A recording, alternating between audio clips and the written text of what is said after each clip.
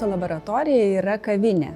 Ir galvodami apie miesto laboratorijos kaip bendruomenės centro veiklą, galvojam, kad kavinė kaip verslo modelis šitai vietai labai tiktų, kadangi maistas papildomai galėtų burti vietos žmonės. Tai šiuo metu tikrai veikiam kaip ne tik rajone, bet ir mieste populiari kavinė.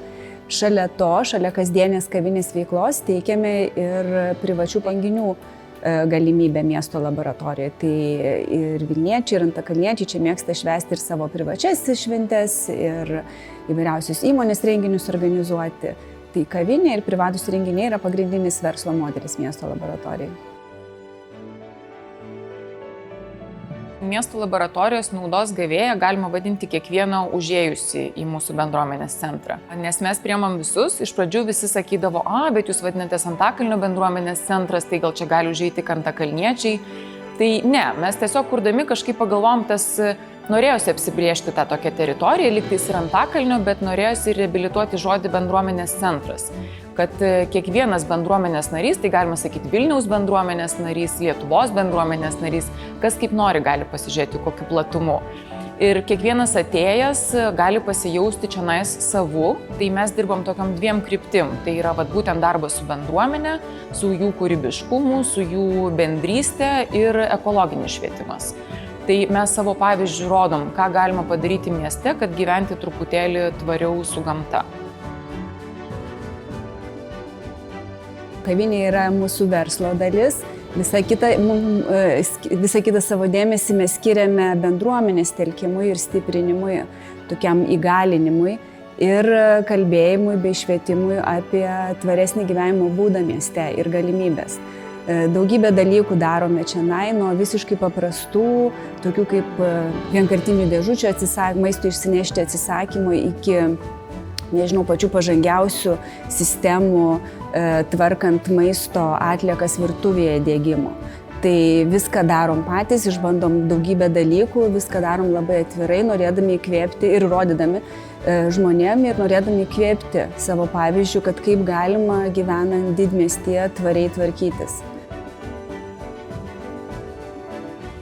Mes, aišku, labai daug kalbam apie tą ekologiją ir tą gamtos išteklių tokį nenaudojimą, bet ką dar darome ir kas man irgi yra labai arti širdies, formuodami savo komandą, čia dirbančių žmonių komandą, irgi stengiamės rinkti žmonės labai atsakingai. Tai reiškia, gal kartais būna net ir nelabai naudinga arba protinga verslo prasme, bet visų pirma mes norim į šią vietą įtraukti čia gyvenančių žmonės, pirmenybė visuomet čia mūsų kaimynam, čia gyvenantiems žmonėm.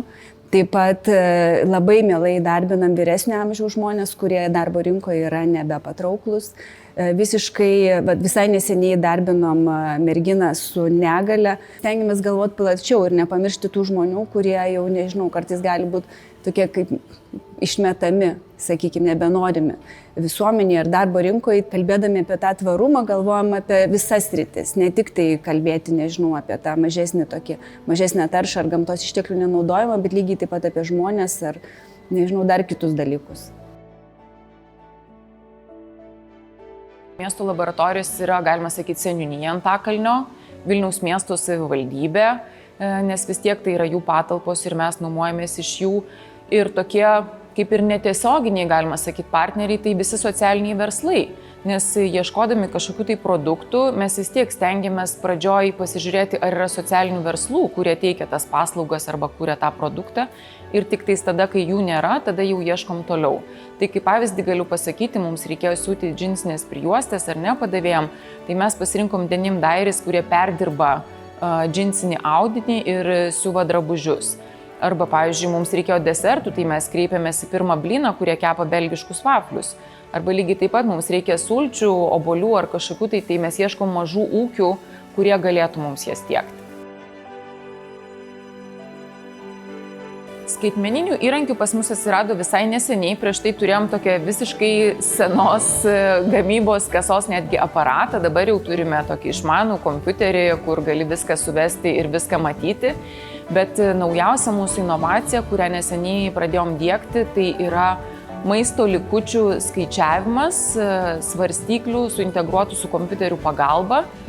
Ir tada gali pamatyti, kiek mes išmetėm likučių virtuvėje, galbūt kažkas sugedo, galbūt kažko pagaminom per daug ir nesuvalgėm, ir kiek išmeta klientai mūsų. Viskas yra sujungta su kompiuteriu, kur tu gali pasverti ir tada paskaičiuoti, kiek išmetėm pinigų, kiek sunaudojom CO2 ir kiek galėjom sutaupyti.